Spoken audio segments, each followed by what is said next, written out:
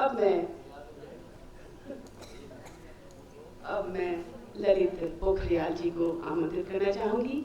आप लखनऊ के जाने माने कलाकार, नाटककार, प्रसिद्ध कलाकार हैं, तो मैं चाहूँगी कि हम उनके विचारों से कुछ ग्रहण करेंगे। तो मैं आमंत्रित करती हूँ पोखरियाल सर को।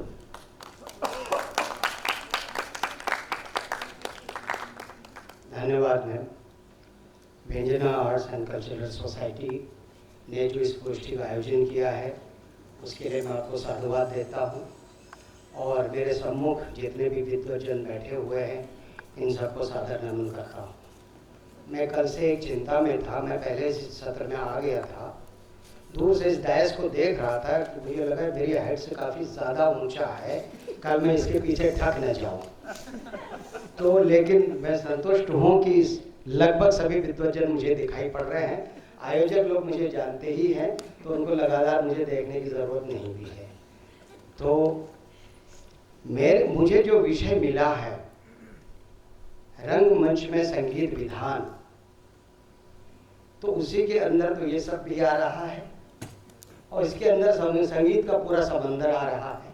तो मैं धर्म संकट में था कि मैं अपनी बात कैसे शुरू कर पाऊंगा, और मैं बिल्कुल अकिंचन हूँ संगीत के क्षेत्र में, और नाट्यमय संगीत के क्षेत्र में तो और भी अकिंचन हूँ। लेकिन मैं प्रयोगों से गुजरा हूँ, दूसरों के निर्देशन में या अपने भी निर्देशन में मैंने कुछ प्रयोग किए हैं, और साथ साथ मैंने जो भारत के अंतर्राष्ट्रीय स्तर पर ख्याति प्राप्त लोग हैं, शास्त्रीय, उपशास्त्रीय या लोक नाट्य संगीत के, लोक सांगीतिक विधा के, उन सब के कार्य को देखने का मुझे सौभाग्य मिला है। और सामने काजल घोष दादाजी बैठे हैं, इनके संगीत को मैंने राष्ट्रीय नाट्य विद्यालय के रंगमंडल के कई नाटकों में मैंने साक्षात्कार किया है आपके संगीत का।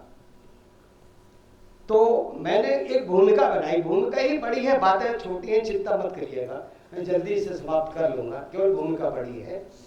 भारतीय रंगमंच में संगीत परंपरा और प्रयोग विषय पर इस त्रिदिवसीय संगोष्ठी के अंतर्गत आज दूसरे दिन के दूसरे सत्र में मुझे रंगमंच में संगीत विधान विषय पर बोलने का गौरव प्रदान किया गया है। स्वयं को विषय का सूत्र पकड़ाने के लिए मैं कल संपन्न हुई गोष्ठी का उल्लेख करना चाहूंगा।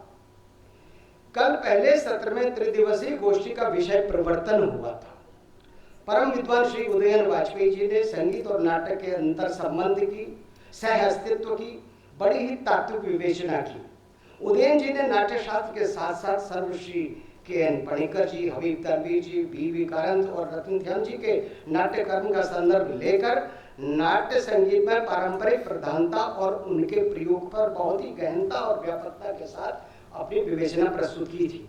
उसी प्रकार सूर्यमोहन जी ने भी वस्तुतः भारतीय है क्या इसका सूत्र पकड़ाते हुए नाट्य शास्त्र और उपरोक्त विद्वानों के संदर्भ के साथ साथ अपने नाट्य कर्म का संदर्भ लेकर भी नाट्य कला में संगीत के स्वाभाविक अस्तित्व पर प्रकाश डाला। दूसरे सत्र में परम विद्वान पंडित कमलेश दत्त त्रिपाठी जी, डॉक्टर गौतम चटर्जी जी और सुश्री पत्रिका जैन जी के गहन और व्यापक ज्ञान से मैं आलोकित हुआ। इन 3 दिनों में भिन्न भिन्न लोक नाट्यों और आधुनिक नाट्यों में संगीत परंपरा पर भी राष्ट्रीय और अंतर्राष्ट्रीय स्तर के शीर्षस्थ विद्वान अपने ज्ञान और विचारों से हमें लाभान्वित करने वाले हैं। मेरे लिए ये जो एक अच्छी बात और हो गई, कल के सूत्र से जोड़ दिया, जो आज लोग आए हैं तो कल गोष्ठी में क्या हुआ था इसका भी परिचय थोड़ा मिलना चाहिए था मेरे हिसाब से। इस सत्र में का जो विषय मुझे बोलने का गौरव प्रदान किया गया वो है रंगमंच में संगीत विधान। इस शीर्षक का जो स्पष्ट और शाब्दिक अर्थ प्रकट होता है उसके अनुसार इसके भीतर इन 3 दिनों के सारे विषय समाहित हो जाते हैं। इसके अतिरिक्त इस शीर्षक के अंतर्गत तो विषय के देशकाल की सीमा भी बढ़ सकती है। रंगमंच पर अगर संगीत विधान की बात करें, हम भारत की देशकाल की सीमा से बाहर भी जा सकते हैं। ये शीर्षक इस तरह, लेकिन मैं ऐसा दुस्साहस कर नहीं पाऊंगा, ये भी बताता हूँ। लेकिन मेरे सामान्य ज्ञान ने मुझसे कहा कि बोलने के लिए मुझे बुलाया है तो इस शीर्षक का ये अर्थ तो होना ही नहीं चाहिए, क्योंकि गागर से कभी नहीं कहा जा सकता कि तुम अपने भीतर समुद्र को भर के दिखाओ। हालांकि साहित्य में ऐसी उपमा मिलती हैं बिहारी के उसमें, लेकिन व्यावहारिक रूप में बिल्कुल भी संभव नहीं है। तो सामान्य ज्ञान से अपने जब ज्ञान चक्षु खुलने के बाद में इस विषय पर स्वयं को बोलने के लिए मैंने योग्य पा लिया है और ये निर्धारित कर दिया है कि रंगमंच में संगीत विधान का आशय क्या हो सकता है यदि मुझे इसमें बोलने के लिए कहा गया हो। मैंने जान लिया जब गोष्ठी के प्रधान विषय में भारतीय है ही, तो मैं अपने इस विषय को भी भारतीय के भीतर ही क्यों न रखूं। वर्तमान समय की ज्ञानी समाज की प्रवृत्ति के अनुसार इसके बाहर जाकर फड़फड़ाने का अर्थ क्यों करूं, है ना। तो मैंने अब तक जितना देखा, मैं अपनी बात पर आता हूं, जितना देखा, जाना और सीखा है, उसके आधार पर रंगमंच में 4 प्रकार का संगीत विधान मेरी समझ में आता है। दरअसल हम अगर संगीत परंपरा और नाटक के संगीत विधान की बात कर रहे हैं तो उसके उपयोग के सलीके की भी बात करें और उद्देश्य की भी बात करें और क्या चीजों का ध्यान रखा जाना चाहिए इस पर भी बात करें, जितना मैं जान सकता हूँ। मेरे ख्याल से तमाम सारे जो हमारे छात्रगण हैं या शोधार्थी हैं उनको रंगमंच में नाट्य प्रयोग की बात समझ में आनी चाहिए। तो पहला है शास्त्रीय और उपशास्त्रीय रंगमंच में संगीत विधान, दूसरा लोक नाट्य का संगीत विधान या नाट्यधर्मी लोक परंपराओं का संगीत विधान, जैसे कि हमारे अभी देशपांडे जी ने दिखाया और हमारे कुमाऊं में भी ऐसे तमाम सारी परंपराएं हैं।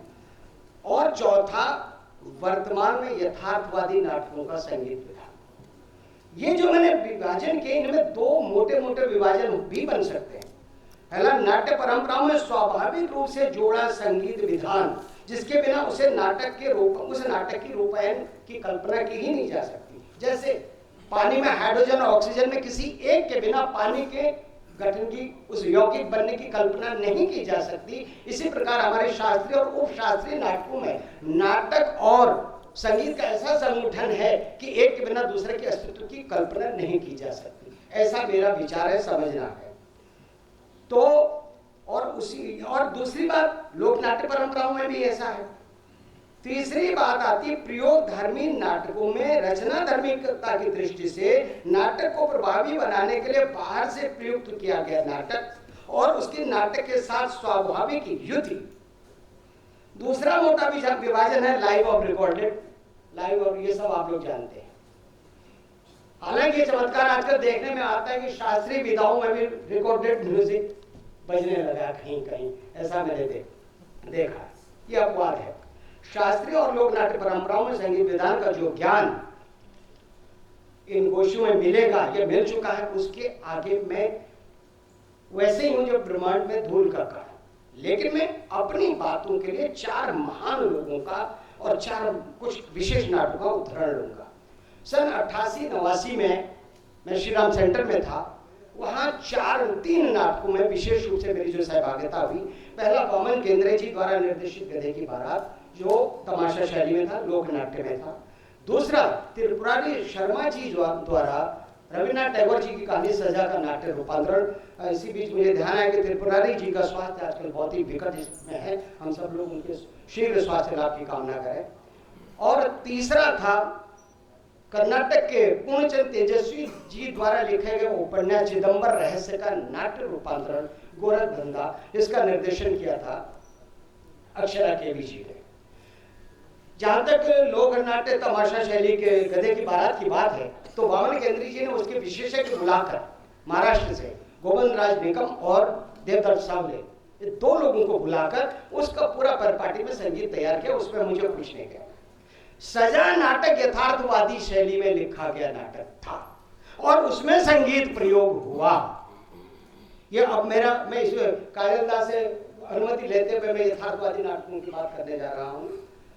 तो इसमें पंचानन पाठक जी ने संगीत दिया था, गीतों की रचना की थी पंचानन पाठक जी। उसी प्रकार से प्रातः बंदनी है स्मरणी जैसे मोहन उप्रेती जी या बाबा कारण जी का म्यूजिकल जो रंग करना उस हिसाब से।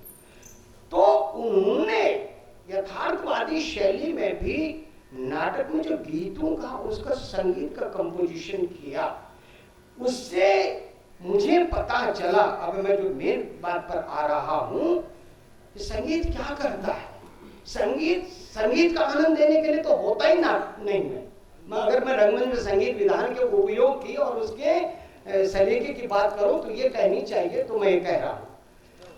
लगा ही नहीं कि हम बाहर से कोई संगीत सुन रहे हैं। स्थितियों का, पात्रों की मनोदशाओं का जिस प्रकार से मतलब उसको उभारा गया, उसके पीछे प्राण भरकर, तो उस दिन मैंने रियलाइज किया कि नहीं, संगीत अभिनेता को और दृश्य को प्राण प्रदान करता है। सांगिकता का ज्ञान नहीं बघारता, उसको प्राण प्रदान करता है। ये मेरे समझ में आया। दूसरी समझ कब आई? गोरखधंधा नाटक कर्नाटक पृष्ठभूमि में था, उसके संगीत के लिए वो भी यथार्थवादी शैली में लिखा गया था, लेकिन उसके पहले एक गीत था कोरस का, उसके संगीत के लिए बुलाया गया था परम आदरणीय बाबा कारंत जी को, और उन्होंने उतना ही संगीत देना था, बाकी तो पृष्ठभूमि में भी कोई संगीत नहीं रखा था। तो उन्होंने 4 लाइनें थी। भारत देश में, कर्नाटक राज्य में गांव बसा एक नाम के जरूर। हम लोग ये पढ़ते थे इस पे संगीत क्या कहते थे, बाबा कारंत जी डायरेक्टर, मतलब इसमें संगीत क्या बनाएंगे, ये तो पढ़ने में भी बड़ा अटपटा लग रहा है हमको। तो कारंत जी ने उसका संगीत बनाया संवाद धर्मी, संप्रेषण धर्मी, संगीत धर्मी नहीं। भारत राज्य में, भारत देश में, कर्नाटक राज्य में गांव बसा एक नाम के जरूर। भारत देश में, कर्नाटक राज्य में गांव बसा एक नाम के जरूर। तब मैंने जाना कि नाटक में गायन गीत नहीं होता, वो संवाद होता है। शायद गायन इसलिए छोड़ दिया जाता है, उसको ज्यादा रोचक और प्रभावशाली बनाने के लिए उसको जोड़ दिया जाता है। चौथा नाटक ये था धर्मी। भानु भारती जी ने गोदान का नाटक रूपांतरण किया था किसान की कहानी के नाम से। उसमें भी गीतों की ऐसी कोई, संगीत की ऐसी कोई संभावना नहीं थी। हाँ, गीत उन्होंने लिखे थे बीच बीच में। कल सोनू जी आए थे ना, उन्होंने रवि नागर जी का नाम लिया था, तो रवि नागर जी ने इसका संगीत तैयार किया था, और 10 दिन की बैठक होती रही भानु जी के बीच में, रवि भाई के बीच में, और उनके संगीत को नकारते चले गए। इसका कारण ये रहा, रवि भाई संगीत के परम विद्वान। उससे पहले भी उन्होंने नाटक में संगीत दिया था, लेकिन भानु जी चाहते थे कि दृश्य की